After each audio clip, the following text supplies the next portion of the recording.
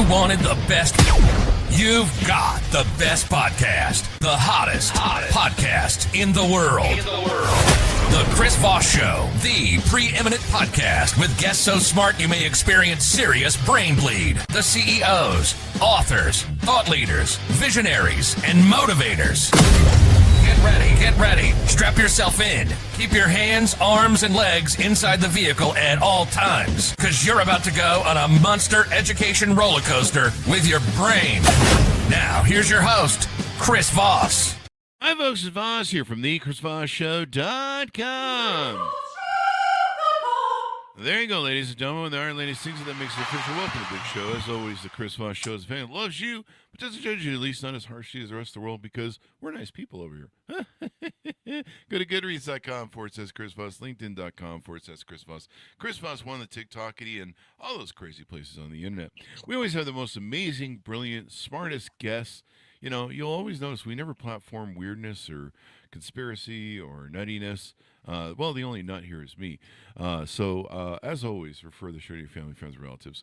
The latest book that is coming out March 11th, 2025 is called A History of the World in 6 Plagues, How Contagion, Class, and Captivity Shaped Us. From cholera to COVID-19. Edna Bonhomme joins us on the show with us today. We're going to be talking to her about her insights and some of the stuff she's written in this amazing new tome that she has.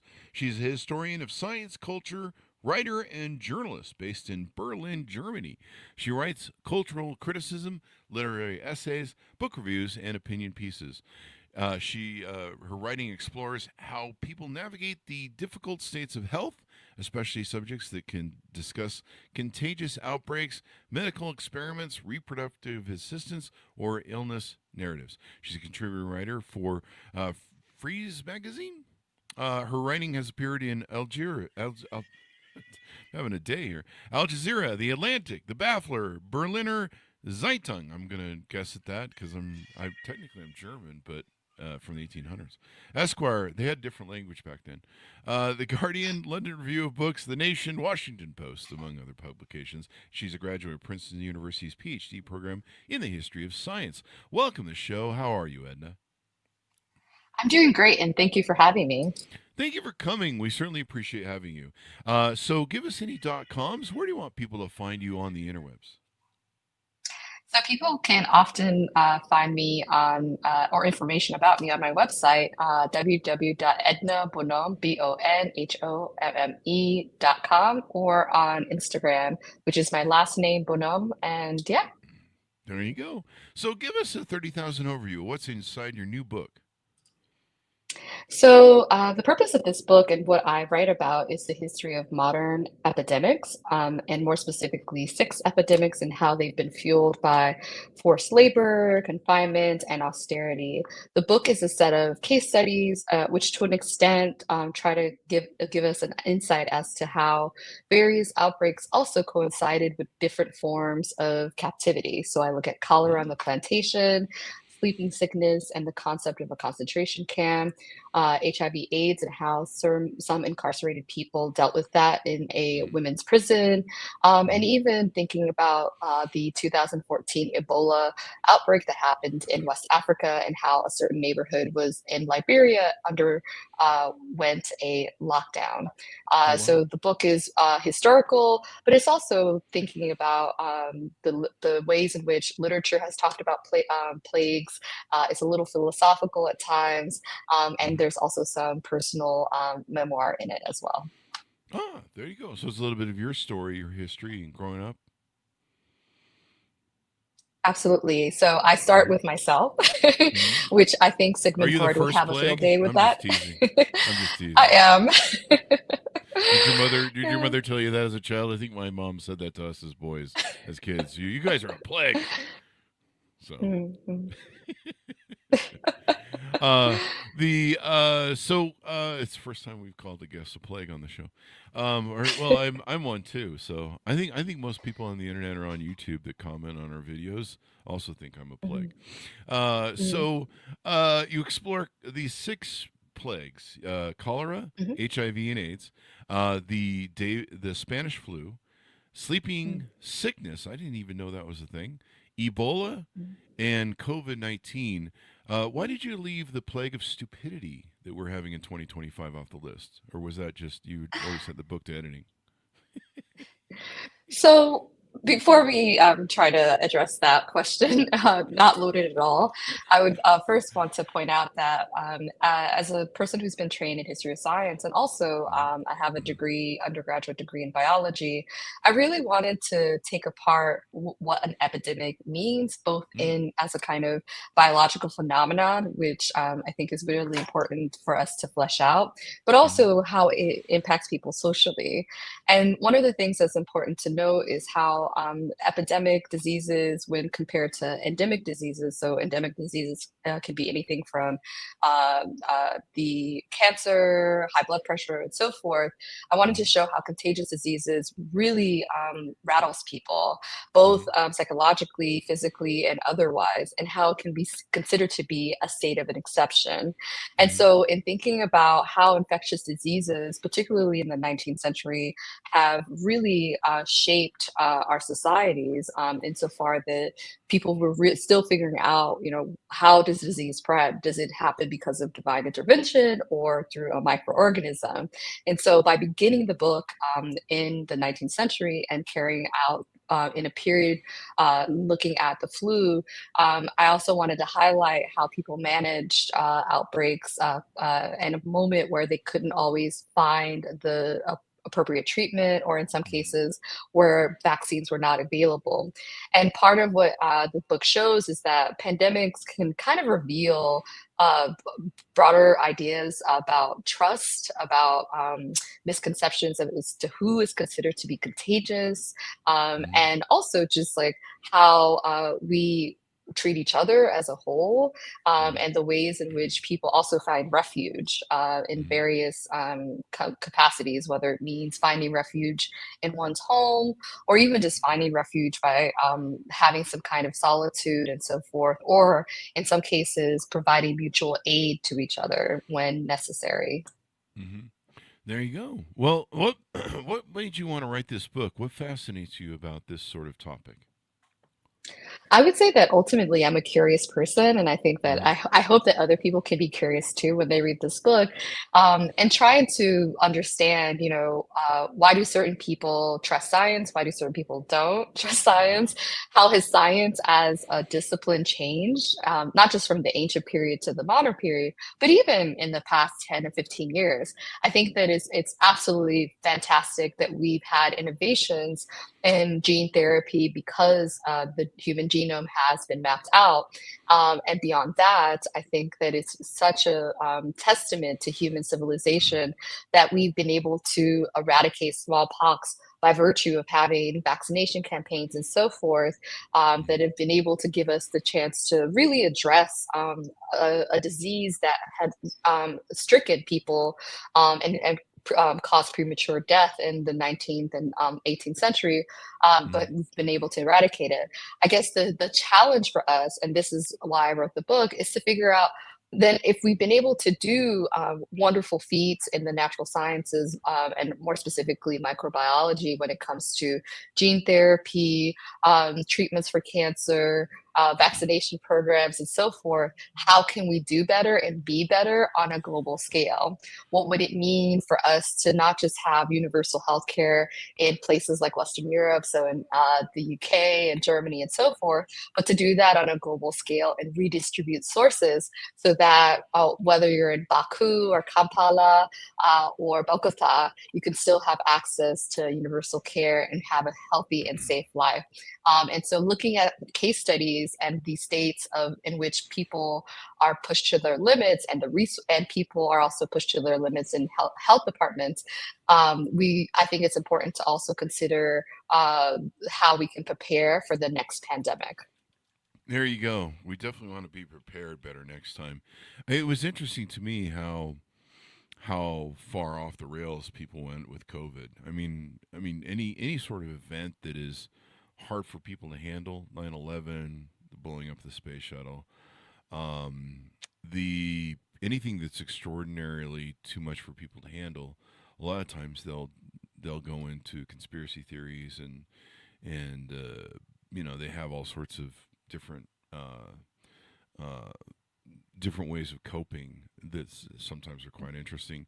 You talk in your book about how it seems to affect the poor and minorities more than anything else, where they seem to suffer the most. That's there's a line from Nature I wish I could quote that says something about that. But the poor always seem to be the ones who bear the brunt of this. You look at the AIDS crisis in Africa during the what was it, the 80s and the 90s. It wiped out at least 25% of the population, I think it was, or maybe it was more. But it was significant enough that Africa was set to rise as the new nation of the it nation, if you will. I mean, the resources on that continent are extraordinary, and they were set to really come together. And then AIDS hit and really set them back generations with the amount of people that it killed and disabled, et cetera, et cetera. So I think you get into some of that, don't you? Yeah, so one of the things to note with the HIV/AIDS epidemic is that, yes, it began in the 1980s and it has been responsible for about 35 million deaths worldwide Wow. as of 2016, and more than two-thirds of HIV cases, like currently, happen on the African continent, not by virtue Wow. of uh, anything wrong with Africans, and I want to point that out, but rather the failure to redistribute on a mass scale antiretroviral medicines and medication, and providing a robust healthcare Mm-hmm. system in countries that have been deprived of their resources, which you've alluded to, and this isn't a recent phenomenon, but if we think about the history and legacies of colonialism and how Europe underdeveloped Africa, has meant that not just health, but also education and other forms of infrastructure have been undermined. And Mm-hmm. what we have seen over the past, several decades is that it impacts not just the HIV/AIDS crisis in Africa, not all African countries experience this evenly, but also other crises, medical crises, whether it's Ebola, which I talk a little bit about in the book, or I have a chapter on that. But also, malaria is also something that disproportionately impacts people. We have the means to provide treatment, the science and the knowledge is present, but it's a question often of redistributing the sources and ensuring that people, no matter their background, no matter the country, can have access to medication and to build the preventative circumstances so that diseases do not emerge to begin with. So it's a question of will, and I hope we can be able to do that on a kind of global scale. Yeah, it was interesting. I imagine you document in the book the same thing kind of happened with COVID, where America had all the great medications that we're always spending oodles of money on, I guess. And countries like Africa and other countries that didn't have access to it, it became America first. Well, we're going to save our people first. And I think like one of the strains, I believe one of the major strains came out of Africa because we didn't help them. Wasn't it? Starts with an S. It was the strain of COVID that kind of made a second round. It kind of turned it into a whole second wind. Um, I don't know if you get into any of that, but it was kind of weird during COVID because you're like, well, we should like help these other countries too because this strain it's gonna make different multiple strains of itself. We should probably try and get them on the same program. Otherwise, it's just gonna there's gonna be weirdness um, and stuff. I don't know if you get into that. So I do want to point out that Africa is not a country because I think you said that Africa as was one Oh, of the countries that uh-huh. had the outbreak. But one of the things and I point that out just to say that Sure. and demarcate that you're right to say that there were different strains of COVID that Mm-hmm. emerged in 2020 and 2021. And like any virus, viruses, because they want to be able to survive, Mm-hmm. often will mutate and replicate, or they replicate and they mutate so that they can be able to live far longer because often our bodies will have a immune response to fight off a virus. And so we had witnessed or scientists documented that the various strains that emerged were Omicron, Delta, Alpha, and so forth. There was a period where some of those strains, the first cases would be found in specific places. So there was a strain that had been found in the UK that they called the Kent strain, Kent, England, that is. There was an eighth strain that was found that was first detected in South Africa. But there was also strains discovered elsewhere with varying severity. And it's important to note that the finding a strain or detecting it in a particular place doesn't necessarily mean that it emerges there. In fact, that's something that I talk a little bit about in my flu chapter, where I point out that sometimes historically, when strains of a disease such as flu, or in this case, COVID, have been found in a specific place, it doesn't mean it necessarily emerged there. What it means is that the scientists and the people who are doing the work of trying to document the rise and fall of a disease are testing it out in ways that maybe it's not always happening somewhere else. So I think it's also important to be careful around that, so that we don't mislabel a place as being Yeah. the sole origin of a disease or an outbreak. Well, thank you for that correction, because that's important to know. This is why we have you on the show. I learn more from our guests than probably any. I don't know. Maybe my audience members learn more, but I learned so much from the brilliant people we have on the show, like yourself, that do the research. What it seems like in your career, and going over the bio, you kind of have a focus on this sort of thing. What draws you to talk about this, write about this, study this, et cetera, et cetera? Yeah, so I think that I'm very curious about the world as a whole, and I often feel that there's more for me to learn. Mhm. And I would say that, and when it comes to the natural sciences, because it's constantly developing with respect to peer-reviewed research and so forth, there's a basic level of just being able to read the scientific articles and journal articles in which people have spent years of their lives trying to answer basic questions about how the body is able to change, how it's able to respond to diseases, and so forth. And I think that on that level, this is something that drives me to do the research and writing that I do. But then there's another level that, as a human and as someone who loves to read, who's inspired by literature, I also want to see how people respond to Ah, that scientific work. What is the work, which is why in the book I'm also thinking about cultural reception. I write about Virginia Woolf and the fact that she wrote Mrs. Dalloway, which is ultimately happening a book that is set in the backdrop of the flu outbreak of 1918, 1919. But I also think about how people who've been sick, who've been have had to deal with cancer, such as Audre Lorde and Boyer, and so Susan Sontag, how they write about their illnesses and how mhm. they use their kind of education as philosophers to think about how the intimate lives of being a person who's undergone disease also shapes how we as humans make art, make literature, write poetry. And so I'm, and because of my inspiration by the world, I'm also thinking about how science both helps to fuel and inspire art, and how art also inspires science. There you go.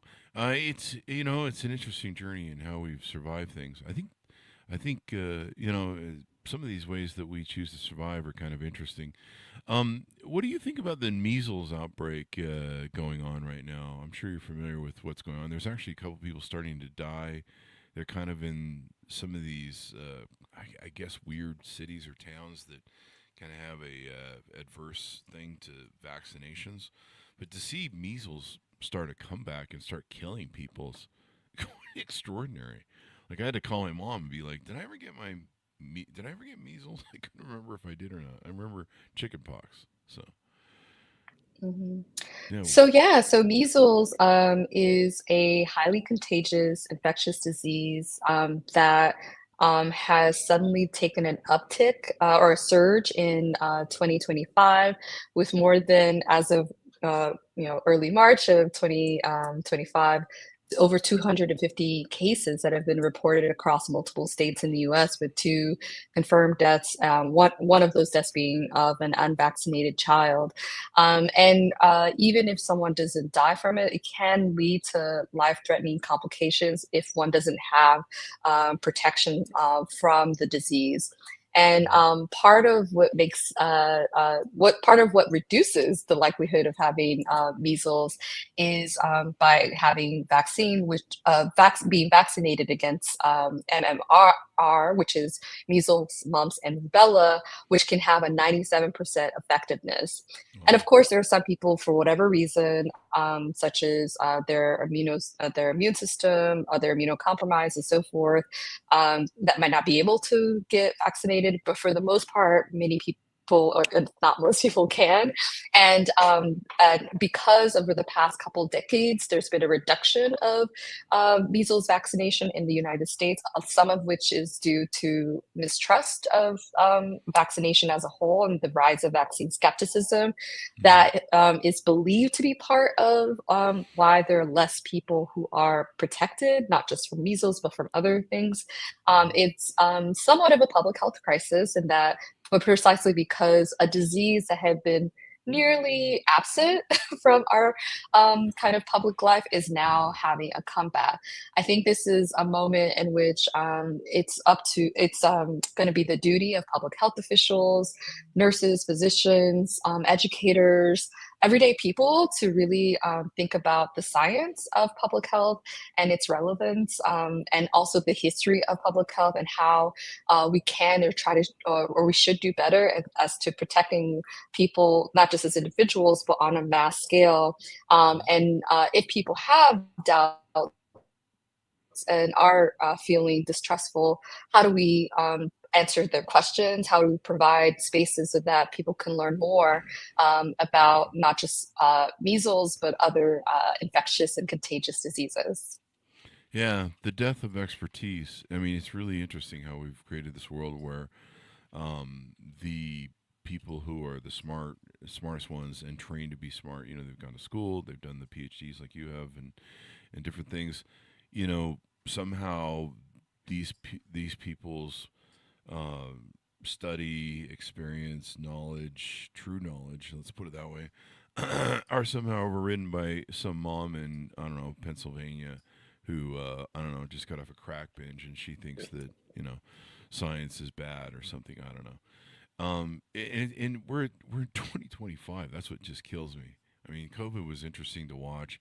I don't think it helped that there was a leader of the country who was stirring conspiracy and stirring all sorts of weirdness instead of embracing science. But elections have consequences. Let's put it that way. But to see us fall into that, and more, like the conspiracies have just spread over COVID and vaccinations and all this sort of stuff. And you talk to people that have an asshat of knowledge or training in anything. It's like, what makes you have the ability to talk about COVID? Well, I have a trailer home, so there you go. But seriously, I mean, we need to get back to where we respect people who know what they're doing, who are trained in what they're doing, who have legitimate experience, who have legitimate knowledge, and trust that more. I mean, I don't think we need to trust it blindly, but we need to trust smart people more, because the dumb people are just running the show, and it's fucking getting weird these days. I don't know if you've seen the place lately, Edna, but it's getting a little weird around here. Anyway, Yeah. So I think well, one thing I would say is that what I would try as much as possible, and I hope we can as a society, not talk down to people because it seems as if people don't often react great that way, but to really build community structures and programs so that there can be that space so that people can trust scientific authority more, and that scientists also feel comfortable and safe to know that if they are disseminating information, that they're not going to be attacked Oh, yeah. by certain individuals or groups. So it's a question of moving from the individualism that is very rife and open in the United States and towards a society where people feel like they have a collective responsibility for each other. Yeah, the collective responsibility. I like that, and I mean that's what we were doing during COVID. You know, wearing the masks, and especially at the beginning. Like everyone seems to forget about the beginning, where no one knew what was going on, and we were filling up body bags and trucks, and there was a reason we did that, and some people look back on that and they go, "Well, that got out of hand." Well, the initial point was to keep the hospitals from overflowing. Like everyone seems to forget that. So anyway, give us your final thoughts and pitch out to people to order up the book as we go out. Any .coms you want them to find you on. So before I say that, one thing I would also make the case for in the United States is that I hope that people can also strive towards having universal health care. That's one of the major lessons that we learned from the pandemic, Oh, really? and Yeah. that we should actually have a universal health care program in the United States. But people can find me again on my website, www.ednabonhomme.com. And also I have a Substack. So it's bonhomme.substack.com. And the Substack is called Mobile Fragments. And you can get information about my thoughts, my essays, book reviews, and also events that I'm doing in Europe and beyond. There you go. Well, thank you very much, Edna, for coming on the show. We really appreciate it. Thank you for having me. Thanks, Minus, for tuning in. Order up her book wherever fine books are sold. It is called A History of the World in Six Plagues: How Contagion, Class, and Captivity Shaped Us from Cholera to COVID-19, out March 11th, 2025. Thanks, Minus, for being here. Go to goodreads.com/Chris Voss, linkedin.com/Chris Voss, Chris Voss 1, the TikTokity, and all those crazy places on the internet. Be good to each other. Stay safe. We'll see you